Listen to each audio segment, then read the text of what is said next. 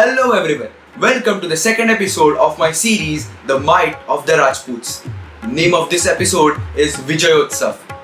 In the earlier episode we talked about the early invaders and the Islamic invaders and the difference between them. The period of the early invaders was from approximately 1500 BCE to 600 CE. And from this video we are going to start with the Veer Gatha of our brave ancestors. Well then, let's begin.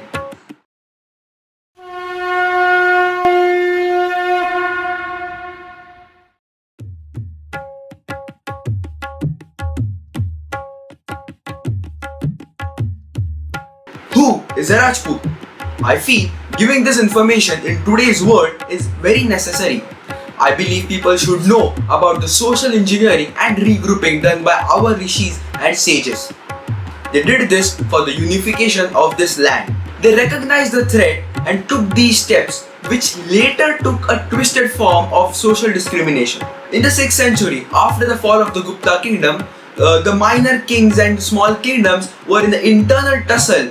Basically, Bharat was in a regrouping stage, waiting for one of these minor kings to rise to power and become a Chakravarti and unify the Aryavarta. But before this could happen, threat was already at our doorstep. Our rishis and sages could see this, and that's why they came up with this social engineering and regrouping in which they tried to unify the fragmented warrior communities under one Varna, Rajput. They gave them titles and certain set of principles which would force them to unite against the invaders even if all these certain clans belong to different kingdoms. The term Rajput originally meant son of a king, which is Rajputra, which later became Rajput. It also meant landlord or village leader or Mukhya, and later a light cavalry man was also known as a Rajput. Bharat was trading with Arabia since the times prior to Islam. Even after the advent of Islam, we were still trading with Arabia and we had friendly relations with them. But then, in the northwest, the Caliph began to attack Sindh for its plunder. In fact, the number of attempts made were 4 to 5 and failed every single time.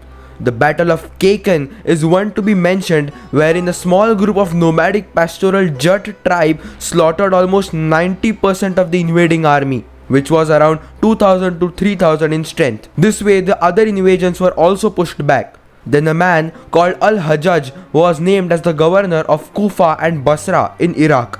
He had an ambition of conquering Al-Hind.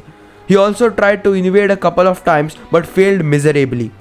He sent a letter to the Caliph and asked him to allow him to carry out another invasion, but the Caliph said that every single time an army goes to Al-Hind, not even half of it returns, and it's a great monetary loss to the government.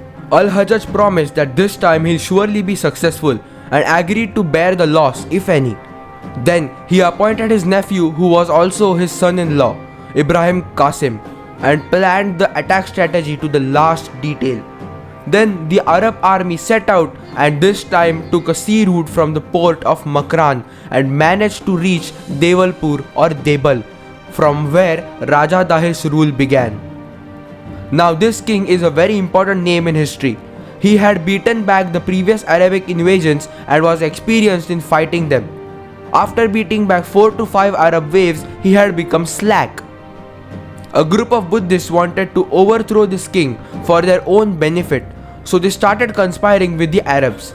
The biggest mistake that these Buddhists did was not understanding the nature of the enemy, and soon they were going to get the taste of their own medicine. As Qasim took Debal and went to other small fort cities, the Buddhist governors who had conspired against Raja Dahir joined the Arabs. Then Ibrahim Qasim conquered the regions to the west of Sindhu. Raja Dahir and his son Jaisiya marched to the banks of Sindhu to stop the invading Arabs, but till then, it was too late. The Pradhan of Raja Dahir suggested him to take refuge under a larger empire and tell them that they have to help him as he is the wall between the caliphate and them. And if he falls, then there is nothing which can stop them from the destruction at the hands of the Arabs. And if this is not acceptable to Raja Dahir, then he should at least send away his family to security. Raja Dahir, being a true king, replied by saying that I cannot send away my family to security while knowing that the families of my Thakurs and nobles are still here. The war began and went on for 2 days, with the skirmishes all across the banks of the river. Jaisiya was defeated at Jittor. The Arabs fought their way to Aror, facing extraordinary resistance. At the end, Raja Dahir was hit by an arrow while he was on his war elephant, and then he fell down on the ground where he was killed. His head was chopped off and was taken to Al-Hajjaj. Even then, the swords of Sindh didn't stop. Queen Rani Bai knew the nature of the enemy and what they do when they are victorious. And to save the honor of herself and the other women of the fort, committed the great sacrifice of Johar before the Arabs could find them. Rani Ladi was taken as a concubine by Ibrahim Qasim. Her daughters Surya Devi and Parimal Devi were set off to the Caliph as they were unmarried virgins, and he would use them for his personal use. Immense cow slaughter and temple demolition took place after these events. Slave taking, torture, blasphemy, loot, that's all what was seen in the land of Sindh. The lustful, plundering swords of Qasim's army headed deeper into Bharat. The sound of tabla and tanpura with beautiful voices singing songs filled the air as the merchants sold their products in the markets of Mulasthan. Pilgrims from all over the civilization came to see the grand Aditya temple built by Samba, the son of Krishna himself. Wrestlers practiced in the arenas in front of Hanuman temples. The hymns of the Vedas were heard from the temples as the children of the village gathered in the nearby temple to learn maths, science and philosophy. Mulasthan was a huge city with great walls around it. Suddenly, a loud bell was struck in panic by the guard on the watchtower as he saw dust rising on the horizon. The farmers outside the wall rushed inside, gathering all they could. The grand doors which once opened to welcome the pilgrims were now shut and were ready for battle. The barbaric Arabs besieged the city. No matter what the enemy did, the walls of the city mounted by our Kshatriyas stood strong for months. The siege resulted in the starvation of the army on the outside and not the inside. The army of Qasim had to hunt donkeys and kill horses to survive. Such was the strength of Mulasthan and its walls. Until one traitor sent a message to the Arabs telling them to block the water supply of the grand city. Eventually the city had to submit. And what followed these events is extremely painful to hear. Qasim and his army marched inside the city, butchering 2,000 to 3,000 Hindus, especially men, because they wanted to take their women and children as their personal property. Then that man, Ibrahim Qasim, entered the Adityanath temple.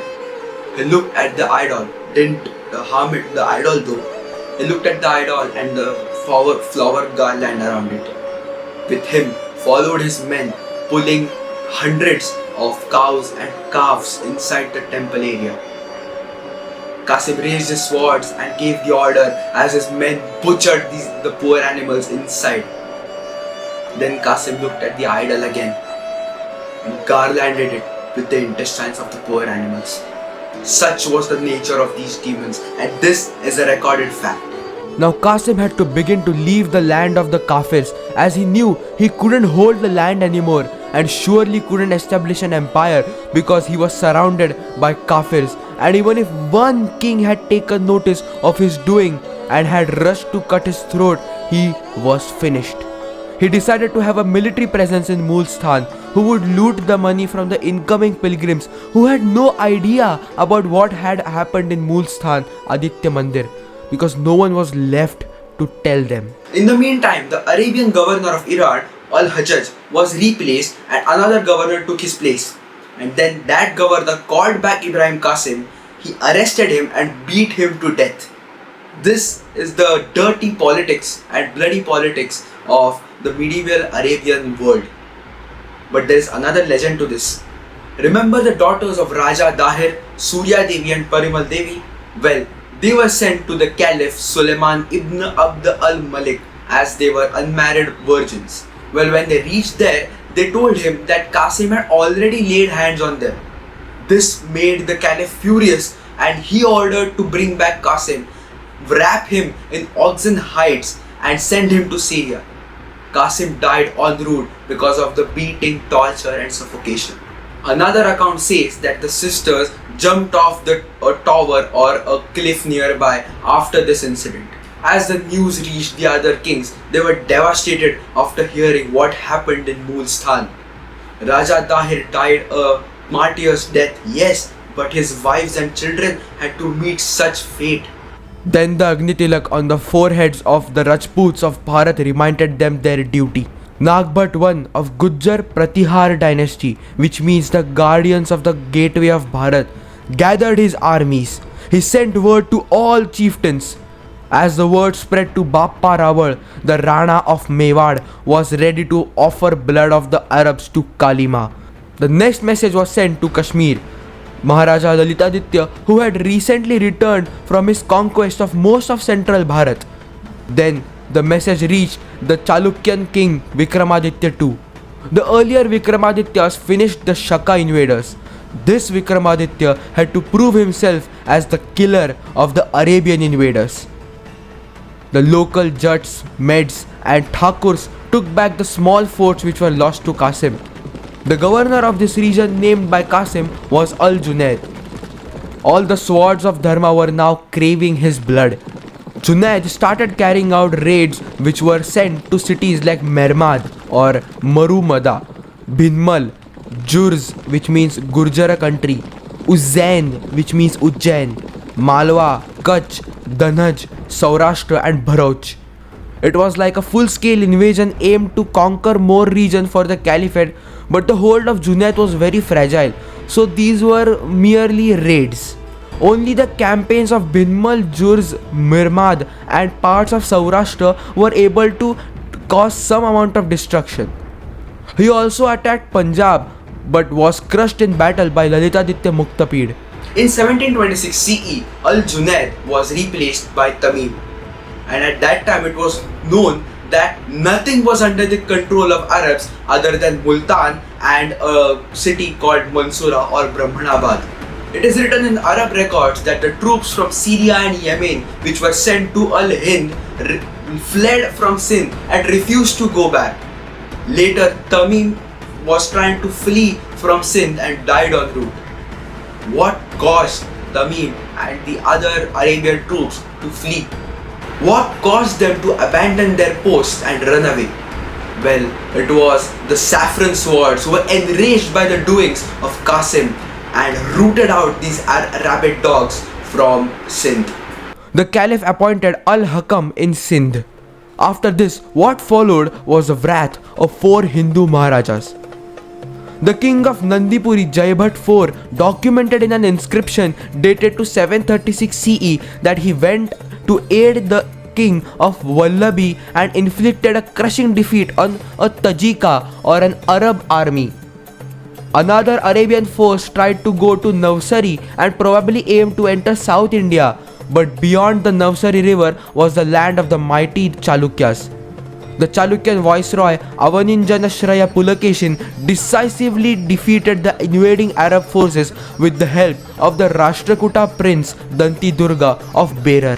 Pulakeshin subsequently received the titles Solid Pillar of Deccan or Dakshina Patha Sadhara and the Repeller of the Unrepellable or Anivartaka Nivaratayatra.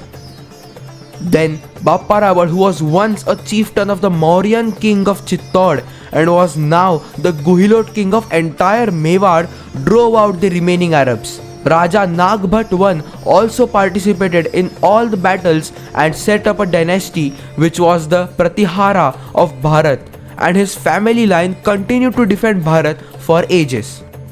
Al-Hakam's invasion gave an opportunity to young brave men to prove their swords and set up foundation for huge and strong kingdoms. Al-Hakam later died while fighting the Meds or Maitrakas of Saurashtra. The steps carried out after the death of Al-Hakam are very important, which the future rulers failed to understand. Maharaja Lalitaditya and Bappa Rawal, with armies consisting of Rajputs of Rajasthan, Gujarat, Sindh, Punjab, Malwa, Doab, Kashmir, Antarvedi, and according to some records, even mercenaries from Chalukyan territory set outside the borders of Bharatvarsh and followed the fleeing Arabs. Bappa Rawal won the Battle of Rajasthan in Bharat, and from then he began his journey outside Bharat into Iran and led his army till Isfahan in Iran. On the way, he fought and butchered any army he met. Bappa Rawal knew the nature of the enemy and didn't hesitate to take any steps. The Arabs write that they didn't find a single place to take shelter, such was the wrath of the Rajputs. Then Bappa Rawal went northwards into Gandhar and defeated the Arab commander named Salim and married his daughter. And then Bappa Rawal named his nephew as the governor of Ghazni. Now Ghazni had a Hindu governor. Then he did an amazing and most important job. On his way back, he established army camps after every 100 kilometers. This was a very important factor in the failure of any future Arab invasion for 300 years. Rawalpindi is one of these army camps which today still holds the name. While Bappa Rawal rampaged through Iran, Lalitaditya on the other hand crossed Gandhar and invaded Central Asia. He conquered Transoxiana and his borders touched the Caspian Sea. Lalitaditya was enraged after listening the horror stories of Sindh and Mulasthan and was ruthless. He would crush the heads of the fallen soldiers at the feet of elephants. He attacked the ruler of Tukhara 4 times and killed him the 4th time. He would punish the defeated Turkic kings by making them shave the front part of their heads. According to some sources, he carried out raids on Arabs in Iran too. He was extremely ambitious military commander who went on to conquer Xinjiang region, which is there in today's China. He rebuilt and set up demolished Buddhist and Jain stupas of Gandhar and Kamboj. He also built a grand Martand Surya Mandir in Anantnag district of Kashmir. This is the legacy of Lalitaditya Muktapida. From the invasion of Ibrahim Qasim until the next invasion which was done by Muhammad of Ghazni, for 320 years, no Islamic invader could enter Bharat. No Islamic caliphate could ever set foot on Bharat. The swords of Islam took 200 years even after the invasion of Muhammad Ghazni to set up a small sultanate, so-called sultanate, whose boundaries did not even exceed the circumference of Delhi. All thanks to the great kings of Bharat like Raja Nagbhat I, Avani Janashraya Pulakeshi, Raja Lalitaditya Muktapid and Bappa Rawal and many other unsung warriors, and also our rishis and sages who identified the threat and started the social regrouping of Hindus and the fragmented warrior communities under one name, Rajput, which was led by the 4 Agnivansha families. This is just the beginning. It is a story of 600 long years. 2 episodes of my series The Might of the Rajputs are out. The first one is Shatrubodh and the second one is Vijayotsav. So share the video as much as you can to spread the story, the real history of the bravery of our ancestors. Follow me on Instagram. The link of my page is given in the description. Well, that's all for today. So don't forget to like, share and subscribe and ring the bell icon. And stay tuned to know more. Signing out, Vyomnath. Jai Ekling Ji ki.